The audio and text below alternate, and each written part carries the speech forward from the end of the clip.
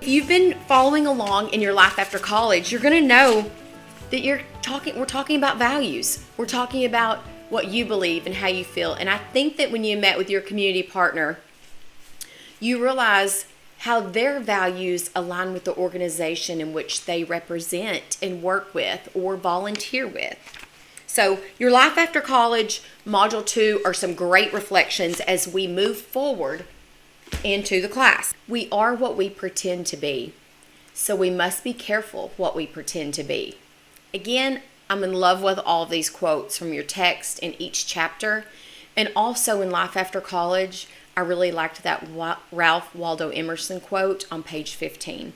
You'll notice there is a values activity video, so I need you to click on that video and follow through with that activity.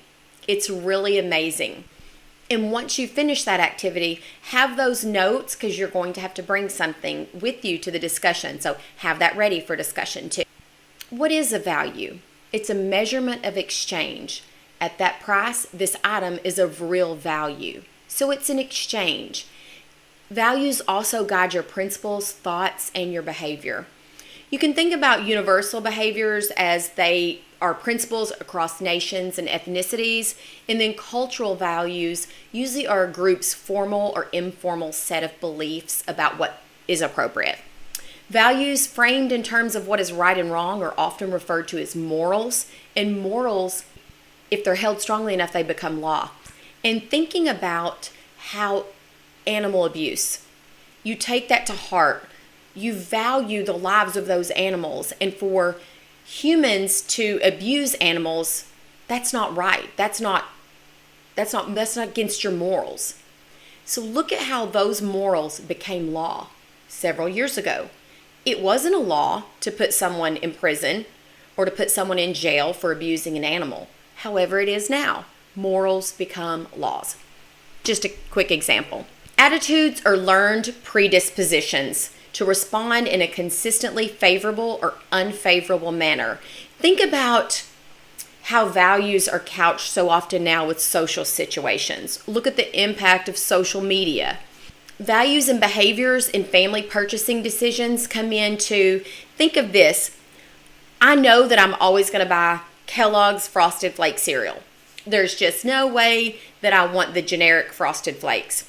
I go for that brand. Maybe quality. So when I purchase my shoes, I look for quality because I know I'm going to spend many hours in a pair of high heel shoes, and they've got to hold up and they've got to be comfortable. At the same time, I do have certain brand preferences. Same with computers. Think about the things that motivate your buying. Families are often very slow to change, and I think you'll see in the reality check on page 93 Jeremiah's story. So I want you to think of an example of how maybe your family has been slow to change, or a group that you've been involved with has been kind of slow to change. And how does that relate to Jeremiah's story? Or could you provide your own example? I think that the worldview on page 107, Networking to Network, it reminds me of just a few weeks ago when my daughter saw on someone's story, Instagram or Snapchat, someone's story that they had a kitten. She didn't even know this person, but they were friends with somebody else, and that's how she saw the story. Anyway, it ended up she went and got the kitten from this individual that she didn't know, but her friend knew them. So networking to network, that's kind of an example in a personal situation. Then where you might recommend others for jobs, or when you get into LinkedIn, you'll see, oh, that person has a connection with this person, and I'm in that realm or I'm in that field. And you always network to network. Kind of a neat story, but we'll talk more about networking. Take a few minutes and reflect on these discussion and review questions from chapter 3. The Ralph Waldo Emerson quote about basically finish each day and be done with it. Move on. I had to learn that early on as a teacher. Throughout this module, you're going to work in Life, Your Big Picture, which is pages 14 through 48. And when you go through there, make some notes. I want to share with you a couple things that I noted. Your values. That goes right along with your community partner and this chapter. One of the reasons I really, really like that. Just circling those words and then thinking, narrowing that down was a great process for me. I definitely think that my values and my priorities have changed over time, and yours will too. I like to go back and look at this, and then I like to think about where I was maybe when I was 22 or 23.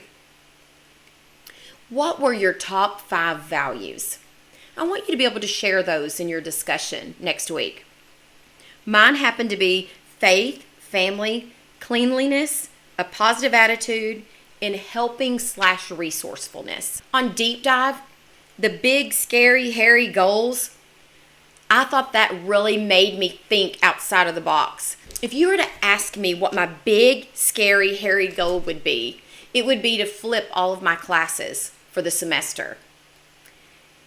I'm doing it, but it is one big, scary, hairy goal. And step by step, day by day, I'm making more progress.